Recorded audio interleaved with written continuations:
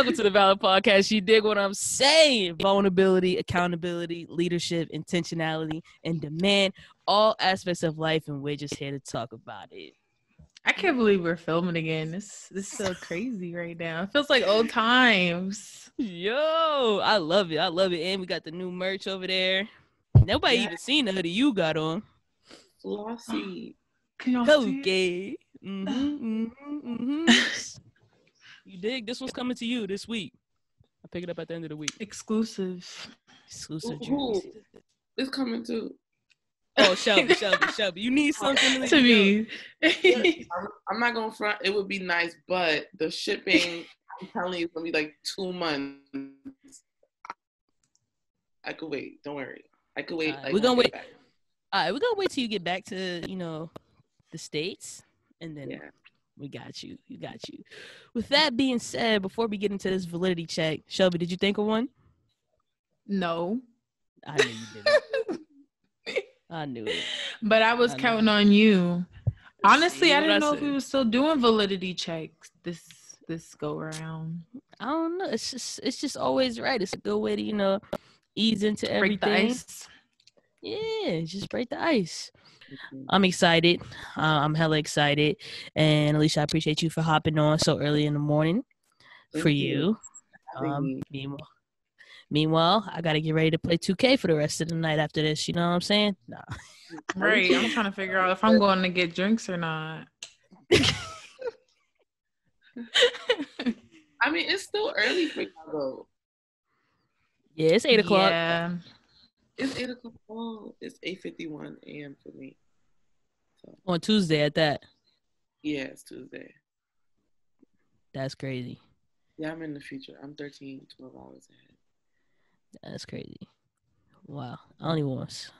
My Tuesday is back at work, so take its time getting there. But I'm gonna let you go ahead and introduce yourself. Tell the people who you are. I think it's interesting, so tell them where you're at right now, because we're talking about a 13-hour difference. And go ahead, you can say a little spiel. Hi, everyone.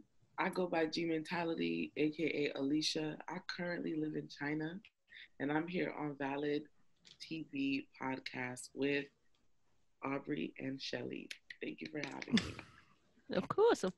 We're happy to have you. Mm-hmm. So we're gonna start off with a validity check.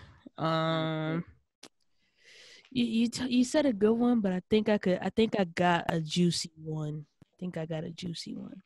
But let's say two individuals are. You have Sharon, and I liked when we talked about a Brittany. That's my mom's name. Oh yeah, dang. No, we can't talk about Sharon. Sarah and Brittany. That's crazy because I was thinking Brittany too. Yeah, yo, I was watching the Heartbreak episode. I remember we talked about Candy and Brittany, and I really liked the Brittany situation. You know what I mean? But Sarah and Brittany or whatever, they normally kick it on, a certain day, certain time. You feel me? Or let's say like they don't even sometimes kick it, but sometimes like they talk at that time. Like it's just really like that set time. You feel me? Now, Brittany normally knows Sarah's routines before they start having these conversations or before they kick it, right? Mm-hmm. And Sarah is a pretty laid back individual. You dig what I'm saying? Mm-hmm. So one morning they're supposed to kick it or whatever. And Sarah is, let's say, doing something with her family, right? So Sarah leaves her phone wherever and doesn't like pay attention to her phone because she's with her family. Bada boom, bada bang. And Brittany gets irritated at the fact that Sarah is now late. That Sarah is now late to them kicking it with each other. You feel me? So nobody brings it up to each other, but Brittany and Sarah now both got an attitude, but nobody brings it up to each other, right? So Sarah, in the middle of chilling, is like, I don't want to chill with you no more. Like, I'm trying to go home. And then just leaves. Who's valid in this situation? We're going to leave it at that. Like I'm not going to say. No one is valid because the communication is just trash, clearly. Did Brittany have a right to be upset to begin with, though? I mean, everybody has a right to their feelings, but you have to say something about it. Yeah. And I also have this thing where, like, I feel like as adults, we have to understand that we can't think that we're so entitled to other people's time. Like, yes, I understand, like, you know, we're used to hanging out at this time, but dang, like you said, have a life, family, you know? Right. Why are you going to be upset about that? So that's childish at that. You think you're still entitled to people's time. And, like, come on, you're not going to say something like, oh, where were you? Like, were you busy? Like, a heads up would have been cool, you know? But nobody did that. So I don't think anybody's valid because the communication skills are pretty low. I agree 100%. I disagree with the both of you. So okay. No, I'm just fucking with you. Shocker. You know, that's what I'm here for. You know, Brittany should have already known what it was. You know, if Brittany knows that Sarah always does the same thing before they chill, and it's typically with that person's family, then what are we upset about? But also, like you said, communication is trash. So Brittany should have said that she was feeling some type of way. But Sarah should have also said that she was going to be with her family and that she wasn't going to be there at the certain time that Brittany expected her to be there. Like some type of check-in. Yeah. It's all about communication. This whole validity check is just a lesson on communication. But does Sarah really need to tell that she's with her family? She'll be a minute if she don't got her phone on her. She left her phone somewhere. I mean, like, I understand, like, she don't have to check in on some parole officer type stuff, but it's like, you know, at least just, you know, just be considerate. Like, when you meet the girl, just be like, yeah, I'm so sorry, I was with my family. Like, you know, my bad for that. It's really not that hard, actually. Yeah, I don't understand this validity check. I feel like it's pretty I don't think dry. It's like, okay, maybe I am bugging. Like, yeah, you are, no pain, but relax. Listen, some people may find that difficult. Like, that's they don't have to explain themselves to somebody. Toxic as well. No shade, but that is like, why do you can open your mouth and say something if it bothers you, and stop being so what's that word, entitled. Stop this. You don't own this person. Who is entitled? Who's entitled? Both of them? Who's it? Like No, Brittany or Sarah? That Sarah was with her family, right? Yeah. Yeah, Brittany, you don't own Sarah. Like, calm down. If y'all always meet at the same time. Yo, sorry. They're up there screaming, valid. I can hear. Yo, like this. I'm dead. Yo. But, all right. Yeah, still disagree with the both of y'all. Sarah doesn't have to explain herself to anybody. She don't. Sarah doesn't. She can. If she cares, she can. But yeah. You know, that's just considered. I like that. If she cares. You gotta relax. You don't own her.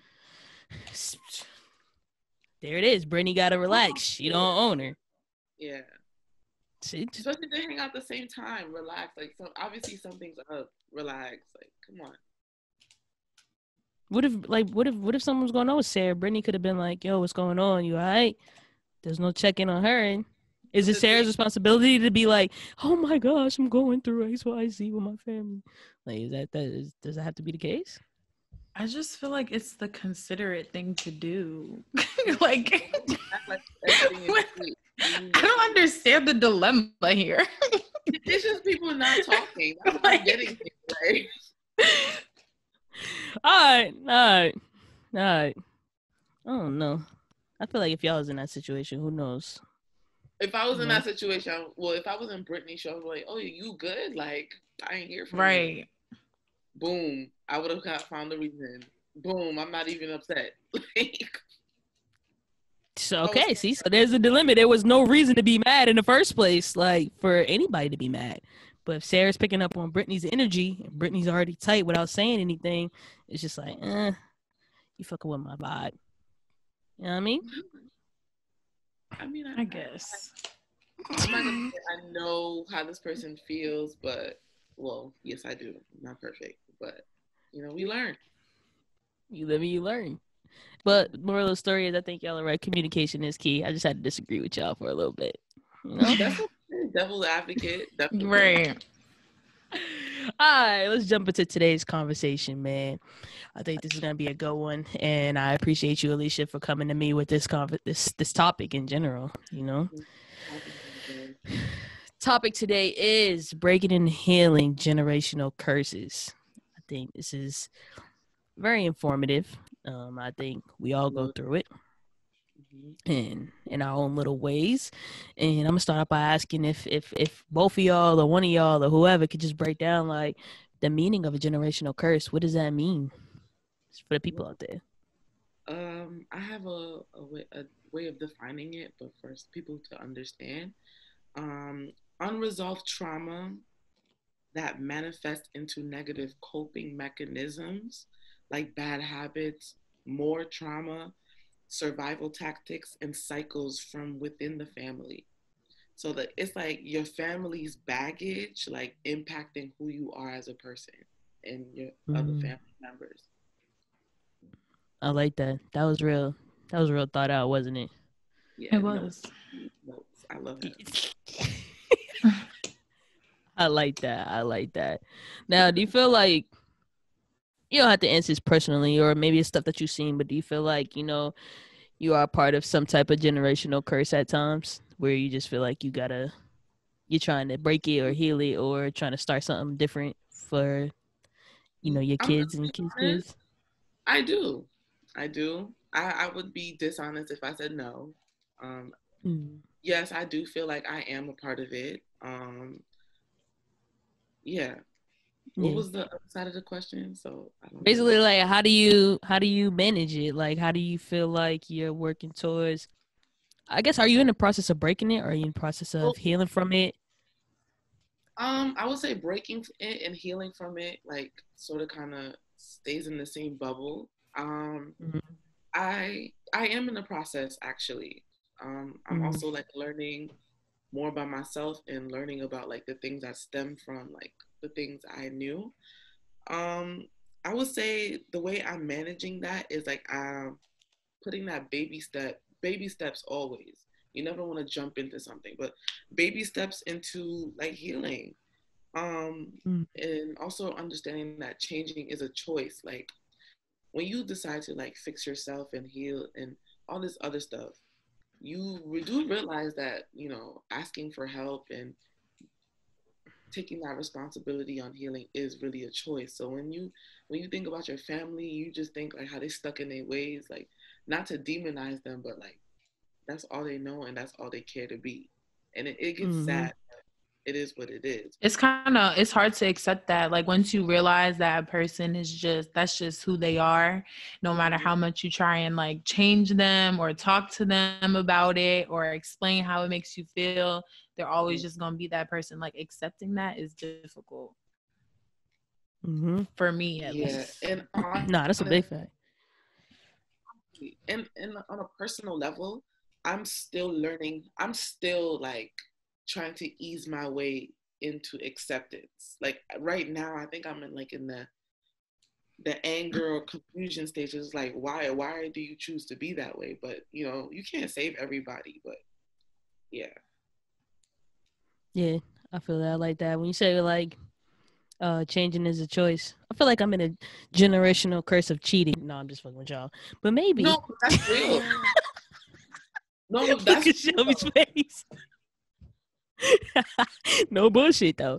Nah, I don't know who's done that a lot, but no. That's also a thing too. I actually wrote that in my note, low key. So what? Oh no, I'm dead ass. I'm dead ass. Sometimes you never can seek just one thing from this one person. And sometimes you're just stuck in your ways as far as just doing whatever it is that you please. And I always think hurt people. You know what I mean? So like, yeah, but that's the thing. How long are you going to, not you, but how long are you going to go with that narrative? No bullshit me. Yeah, I agree that hurt people do hurt people, but I don't think it's not a justification. Like it's not like, It's just oh, it's not okay that because I'm hurt. yeah. Yeah. Now that I think is valid. I think it's a certain point. That's why I like what Alicia said about like changing is a choice. Now what are you gonna do with that? You feel me? Like people have told me hurt people, right? I think that's why I've done the things that I've done. But I think as you grow up, I'm never gonna be able to love somebody the way that they deserve or I deserve love if I always continue to do the things that I do, right? So I'm in therapy now, trying to work my way through shit. You feel me? That's But what's up. it's a process, you know what I mean? And being honest with that process and being honest if you're still in that process, It's or trying to change. I've tried to be loyal, tried, but you yes. know, that's all you can do is try sometimes. And if it don't work, sometimes you got to stumble back a little bit, but you got to try it again eventually. You're a human Mm-hmm. being. Baby steps. Don't that's why I said don't jump into it. You just gotta take your time and hold yourself Mm-hmm. accountable and be gentle with yourself. And then yeah, Mm-hmm. when it goes to like generational curses, then you start to realize like, wow, like my whole family is just like, dang, they going through it. Like, what's going on here? Yeah, Yeah. that's a big fact. And then you got to sit back and you got to, sometimes I feel like you got to let your family just go through it. Like you can't, not Yeah. not to be an asshole about it, like, oh, that don't pertain to me. But at the same time, it's like you got to take a step back to take care of yourself. And in a sense, in my eyes, just because the type of person I am, I'm way more defensive. So I always think I have to protect myself, which then makes me just take a step back from, even if it's family. Like I just gotta Yeah. step back from. I'm I'm the actually same the way. opposite. I'm the opposite. I grew up thinking I was the savior. I thought I could help everybody. I had to learn the hard way. Like, no, you can't. You're not Superwoman. Relax. Like you are Hmm. Mhm. deteriorating. You gotta chill. So Yeah, and that's how you I take think I steps. spent a lot of time like wondering, like just questioning, like why is this like that? And I think I questioned why things were the way that they were for so long. Like it just hurt me to a point where I was like, okay, I can't do anything to change why. All I could do is work on myself and hope that other people see the change and they follow suit because it's a lot. It's a lot. it's like layers. Like strip like Yeah. onions. You said something about onions, but like yeah. Hmm. How do you like become more aware of the generational curses and Um, not in a way normalize them? Because I feel like sometimes, like, I've seen it in some families where they just think that it's okay. Like an example would be like an absent parent, but a parent who's there just absent. Do you get what I'm saying? Like parents can be involved in the picture, but they're not there to help their kids in any type of way. Like their kids have the freedom to do whatever they want. Their parent is just in the household. Some people think that is. If some family members could think that that's okay. You know what I mean? But as a person, as that kid in that household, how do they become more aware? Like, damn, I don't want this for my kid, or this maybe is not okay in this situation. To kind of think about that process of starting to heal from it. I know that was loaded, so if you need me Honestly, to I do that don't again. know. That's a deep question because I feel like it depends on the individual and every person is different. So I feel it could be like circumstances, like environment too. Like let's say they're going through that, they can't notice that there's this generational curse going on in their family. If they like break away, if they go somewhere new and they see a different way of living, they see, oh, well, why does her mom treat her like this and my mom treats me like this? Or why does her dad do this and my dad don't do this? It's like you start to realize and you start to pick up on things. And it just comes with experience, like Mhm. experience in life, going through the motions and seeing how other people live, I think. yeah, Mhm. I agree with you. That's Mhm. basically what it is. And like also choosing to unknowingly like work on yourself. Cause not everybody like wakes up in the morning like, oh my family, I have a generational curse. Like, yeah. But like you could have like an ailment within yourself, like, okay, like why is it that I'm so not confident in myself and anything that I do? And then they decide to get therapy on that. Then as they like Mhm. dig deeper with their therapist or do the inner work with other things, they learn like, okay, whoa, like it's because I was raised this way. Then it again, like it starts from you, then it like opens up like, okay, this comes from my mom because she like speaks to me a certain way, and not me, but like Just in just general. yeah, Yeah. just it comes, why does she speak to me this way? Then you realize like your grandma or grandfather was emotionally abusive. Where does that come from? You know, like Mm-hmm. it's like a spider web. Like you're in the Mm-hmm. middle, and then the rest is just like spread out or a Mm-hmm. ripple. So yeah, but Mm-hmm. Shelly, make a lot of sense. Like you just start to like see things that are different and question it more. But I also think that when you decide to fix yourself, it's more prevalent. Like, oh, I was never the problem. You Yeah, know? I feel that. I feel like sometimes when I'm thinking back to something somebody said, but sometimes when you think back to like, what am I trying to say? When I look at people who are from like Boston, right, where they've been in or seen a lot of community violence, right? So now they're being not only impacted by their family but impacted by the environment at the same time. But how do you as an adult in a situation, or you as somebody who sees others going through it, say, hey, listen, this is not like, how do you get out of that person in a sense, because that's family on top of street stuff, you feel me, or your family's involved with street stuff. Like I work with kids now who they'd be like, I'm in a gang not because I chose to but because my family's in it, type shit. Do you get what I'm saying? Yeah, I do. So like how do you as a adult or somebody in a, like you're in a role of not authority but you could be a clinician realistically, sometimes you got to help some kids, right? So how do you help that person then realize that they are possibly in a curse, and how do you help them heal, start that process of healing, is basically what I'm saying. So that's a heavy question, only because like I don't deal with that. But um Have you dealt with it personally as a friend? no, a lot of the like a lot of the times it's just like associates or friends with me, like with family. But I mean like I know, knowing me, if I was put in that situation, I would tell the individual, like, you know, your life doesn't have to be like this. Like, you Mm, can break out. It's possible. It's hard, but it is possible. Like, this is not your destiny, you know, like, mm, basically put them on to, like, just understanding, like, this is not, like, I don't want to sound redundant, but, like, this is not the life that you have to have. Like, mm, you create your own story. Like, not to sound like, but some people have to understand, like, just because they told you, like, I grew up in the projects. People thought I was gonna be a teen parent and live in the projects too. I mean, mm, like, I didn't have people to tell me this, but I know if someone told me, like, you don't have to grow up and live in the projects. That's not what your life is. I would have probably been like, you right. You know, sometimes yeah, people need to understand, like, you are not what they say you are not the statistic that they. Am I making sense here? Yeah, no, you you are. really are, you are.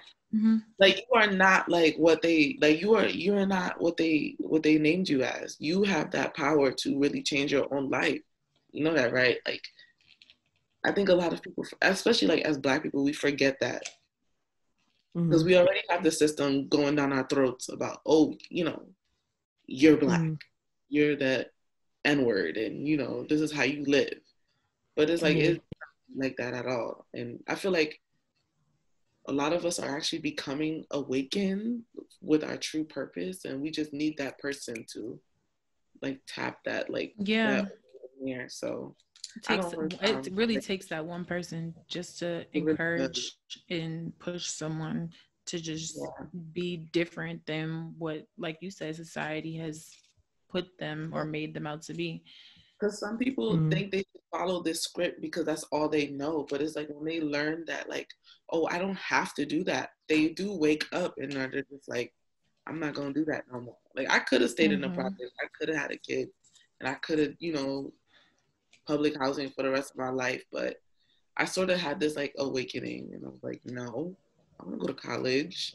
I want to do stuff because I know mm, I can. So I think. Do you think there's?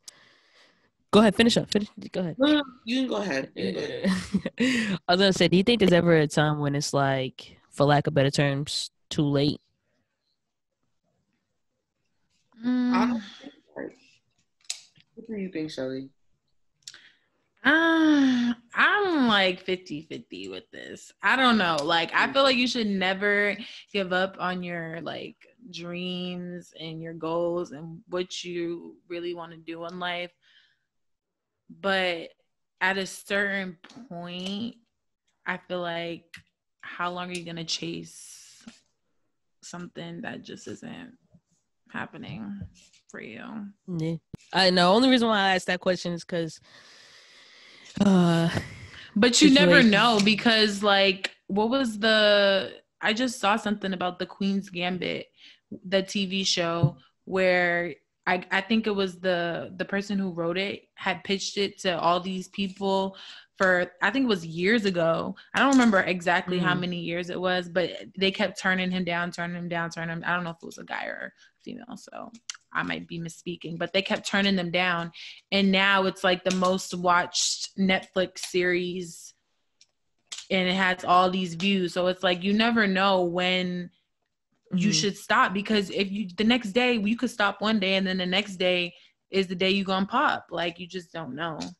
Yeah.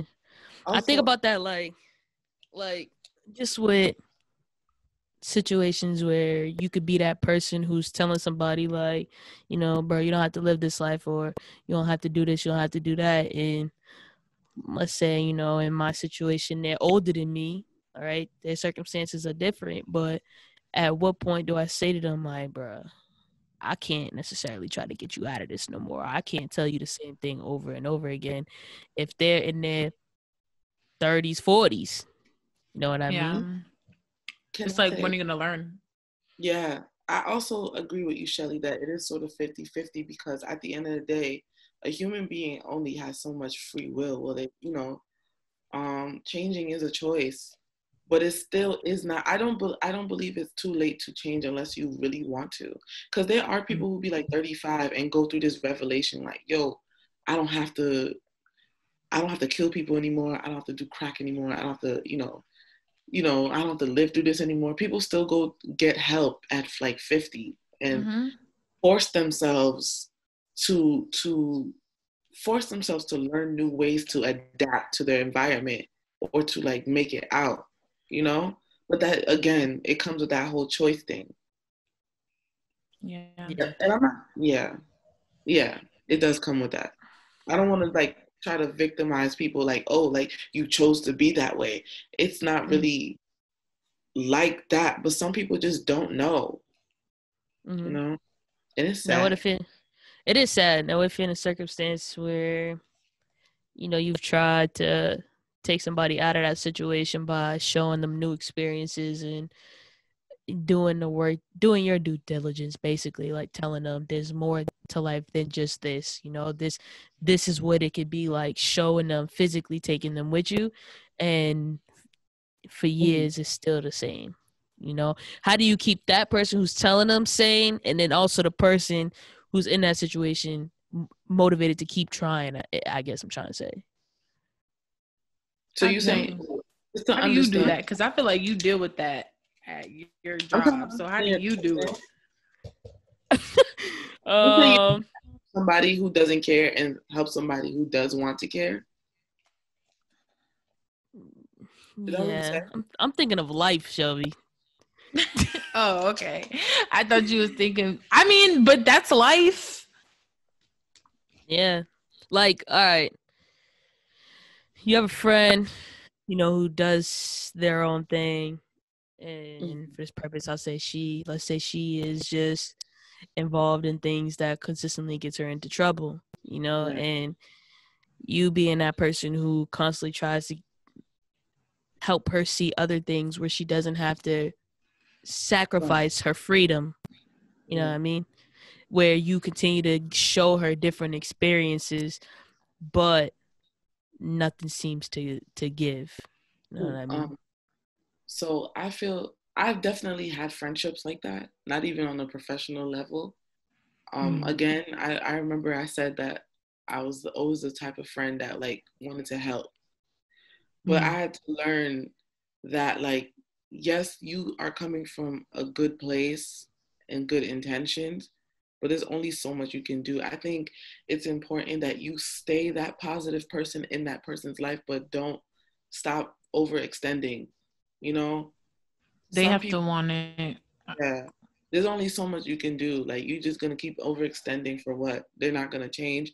Just stay that nice person in their life, and when they need you, you know, they can find you. But if they're not trying to change or do nothing, then there's always you did what you could, basically.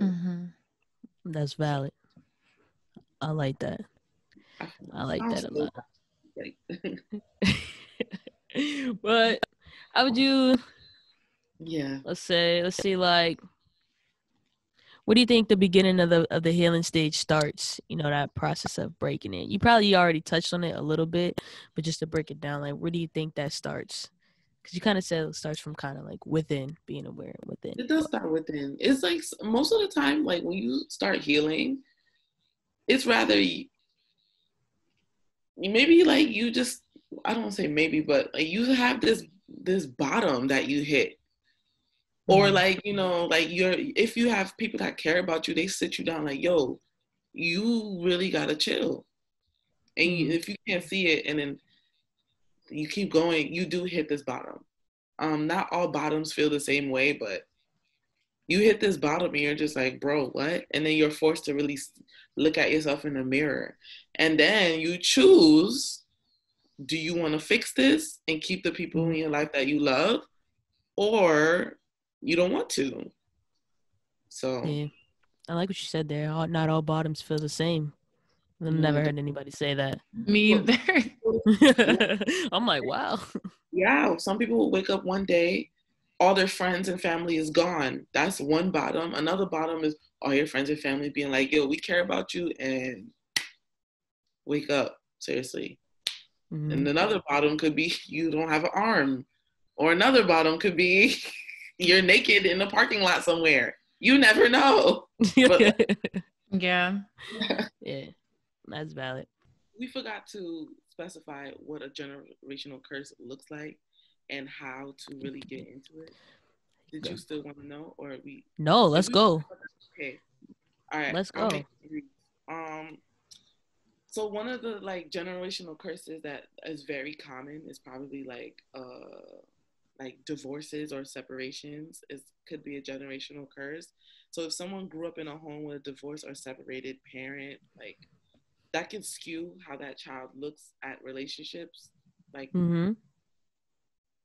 don't want to get too personal, but yeah, my dad wasn't there. So it like messes up how I think about what a family looks like. So, you know, I go into relationships and, you know, I have my doubts. So, and then like, maybe if I didn't, you know, wasn't equipped with the tools, I probably wouldn't have like, you know, I would choose separate, divorce, and all this other stuff because I don't know what a healthy relationship looks like. Another one is like family member that had like a sexual assault history, like they survived something and they coped wrong with it. They could have drank a lot. They could have, you know, have a huge distrust in men, so they spread that out in the family. Like, you know, if you wonder, some people have grandmothers who went through something like that, and they have this strong distrust in men, so they raise their kids like sort of hating men and not trusting them, and you know, like solidifying victimization thoughts, like, oh, don't wear that skirt, you're gonna get hurt, don't be so fast, you know, passing that down to their kids. And then you have friends that think that way, and it's like, what's wrong with you? Another thing is abusive homes. Like when people shut down, they don't really respond. Like they don't really explain themselves. They just shut down. And you're like, yo, why you never talk? Like you may be like, you know, that person when their dad just shuts down whenever something happens because their dad's dad like used to beat the crap out of them. Sorry for those like choices of language, but for people to understand. But that's what it is. Yeah. That's how they cope with things. Like it's just like, again, learn behaviors and coping mechanisms from whatever happened, passed down, you know. And to begin that healing and breaking that curse, it's a few things. You do have to go to therapy and do the inner work. maybe do a family tree. Like my family, like I have a family tree, but you know, it's hard to get certain information, but you got do what you can. Mm-hmm. Ask questions. To get personal, I asked my dad, like, how old were you when your dad left? And I asked him, um, were you upset? What were those feelings like? And obviously it did get a little uncomfortable, and you know, but it helped me understand. It helped me humanize my father better, and it helped me see like, okay, he understands what I'm going through. Unfortunately, he still passed down this curse, but you know, he still, you know, sort of kind of understands. He's a human being. Just asking questions until you get the answers to identify like what happened. That part is hard, but you know, it's doable, and like, you know, to take your time with it. And of course, most important, have a support system. Like if you have friends that are also healing, what if they're not, but you know, they're still supportive, that's very important. If you have, you know, a safe community, you have family members that you trust, because not all of the family is toxic. You might have cousins who are also trying to work on themselves and they want to make the family better as well. That could be your support system as well. So I don't know if I talked too fast, but I was trying to get it out there before we ended. But Nah. You definitely, that was good. You hit a lot. And I think that that's stuff that honestly a lot of people go through, that I've seen a lot of people go through, and that, you know, I could have went through. And what you say is like, that's the hard part, asking the questions, because I mean, in a lot of Black and brown families, they don't want to ask the questions because nobody would like to answer the questions. You know, people can get defensive when you ask certain questions, or a lot of the people turn hurt into anger when they get angry when you ask them the questions. You know? Like, what was weird in a personal level, I found out like about family members' traumas, like when we was just chilling. You know, we had drinks, we was chilling. It don't even have to be on no what happened at this time. It can be like, you know, whatever you do with your family when they're in like in an easy mood. You know, you could slip in there, not ask 20 questions, but like just ask 2 for this day and then wait like next month or something. Be tactical. Because family members, I understand, they can be very volatile. Sometimes they can be very intense. So you got to be slick with it. You know what I'm saying? Like to get the answers, do what you got to do, but you know, write it down as well. So you could understand and humanize your family members and still understand like what was really going on. Like, yeah. That's a fact. That I'm sure in situations like that, you know, for me, that's always helped me kind of, you know, in a sense, heal from situations, but also forgive people. You know, forgive people for the things that they've done that could have set me in that situation. You know, a situation that I've held on to for a long period of time. But once I had to understand what it was and how it came to be, it was like, you know what, I forgive you. And that was much lighter on my shoulders to just forgive than to hold that and continue to be an asshole, for lack of better terms. Yeah. No, I feel you. And I mean, this whole generational curse thing is not meant to be perfect, and it's not meant to be easy. So you really do have to have patience, and you're gonna get so much. Another thing is, you're gonna get so much information. You're gonna be like, bro, what? Huh? Like, I need a drink. I need a blunt. Like, what? It's not information you're not ready for. But if you're really trying to like learn, you gotta brace yourself. And again, be nice to yourself. Like, damn, I did not see that coming. What the heck? I need a nap. Like, so yeah, definitely brace yourself. Sometimes that information can be a lot, and sometimes, you know, you get these perspectives or this exterior of who your family member is. Like, you know, there's always that family member where you see them at every event, but you don't really know like what their real story is. It's just they are close to you. You know that's your auntie or whatever. You see her all the time, but you don't really know like what she goes through. You know, on her day to day. Like that. Why she think like that? Why she so mean? Just because I don't want to take up time, but just so people understand, on a personal level, I was always an emotional kid. I had a family member who never used to like to hug me or anything. And I used to think like, am I a bad kid? Like, I don't get it. And then like I learned that this person went through something so traumatic where she just doesn't like, physical contact is not for them. And it made me like, wow, like my sweet docile family member went through something like this. Now the way she goes through life, that's how she thinks has to survive. It makes you like sad in a sense, like, but now I can meet her halfway. Now I know how to show her I still love her by doing things for her without having to, break her boundaries and hug her by force. Like, I'm not gonna do that, So it's like you find out things and then it makes sense, and you're just like, damn.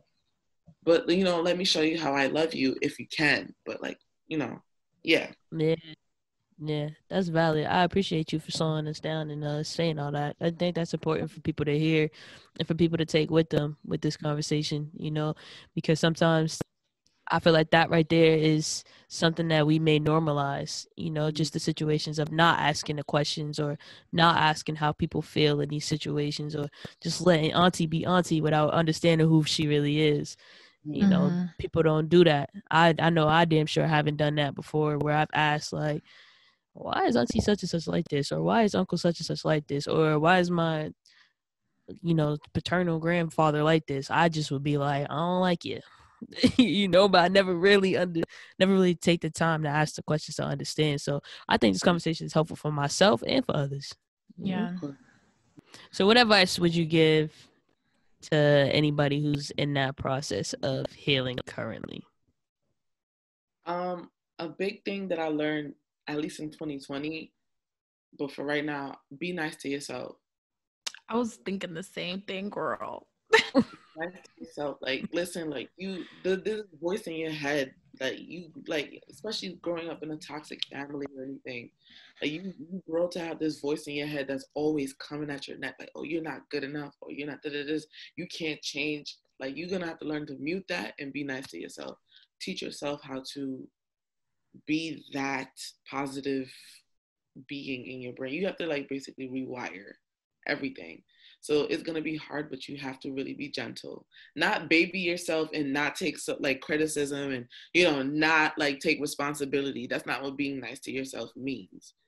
It means like, yo, you the best choice you could for your life. You deserve, yes, exactly, valid. You deserve this healing. You deserve this ice cream because you did what you had to do today. You deserve to take a nap. You had a 2-hour session. It doesn't matter. Whatever makes you feel good. You treat yourself like your first child. That's what helps me. That you love. That's a good one. That's a good one. That's a good one. I totally will agree with all of that. I think my only advice would be to trust the process. And if you can, I personally suggest therapy to everybody. I think everybody needs a therapist in this world. Everybody should too, but you'll be surprised. Like, some people can't afford it, and it's sad. I know.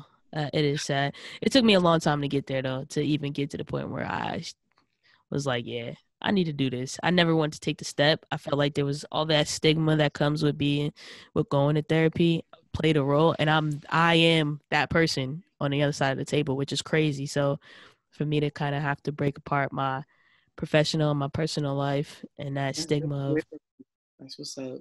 A stigma of going to therapy, I was just kind of like, bro, I just got to do this. Like, what am I waiting for? Themselves, and I understand issue, but if you want to do better, you gotta like be honest with yourself. That's another thing about gentle. Like, trust the process and be gentle, please. And be honest with yourself.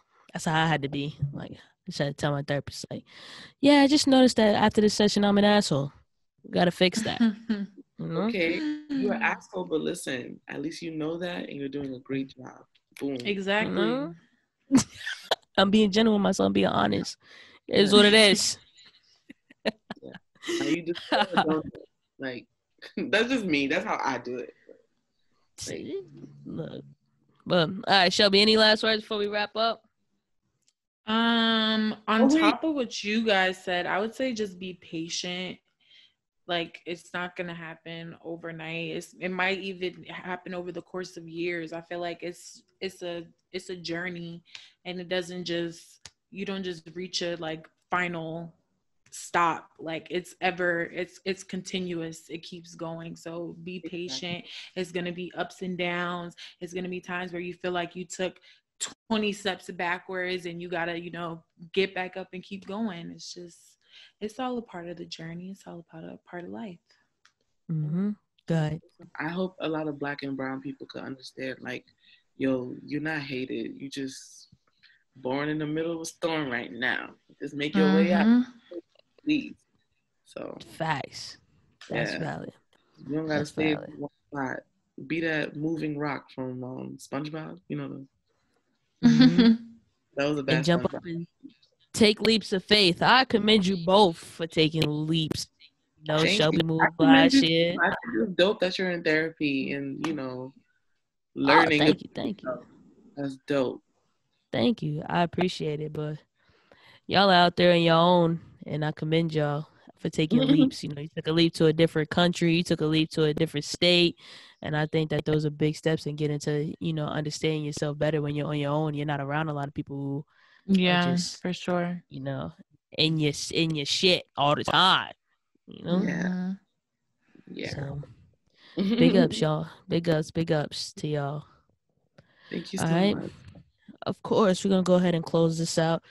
You already know who we are. Valid TV, vulnerability, accountability, leadership, intentionality, and demand. All aspects of life, and we always just here to talk about it. Make sure you follow us on Instagram. Make sure you hit that subscribe button. And if you're new to the channel, definitely like this, give it a thumbs up, and go back and watch everything else that we have. If you're listening to us on Spotify, Apple Podcasts, definitely make sure you check out our YouTube, and we'll see you in the next episode. Peace out. Peace. Bye, y'all.